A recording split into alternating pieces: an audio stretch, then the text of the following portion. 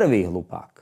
Boris Kollár sľuboval postaviť 20 000 bytov ročne. Chceme zaviesť systém stavania štátnych nájomných bytov, kde vám budeme garantovať dvojizbový byt za 200 eur.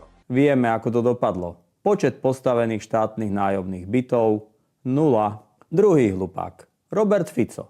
Projekt štátom podporovaného nájomného bývania. Informoval som pána premiéra o našom unikátnom projekte podpory výstavby nájomných bytov. Po takmer 3 rokoch počet odovzdaných bytov 70.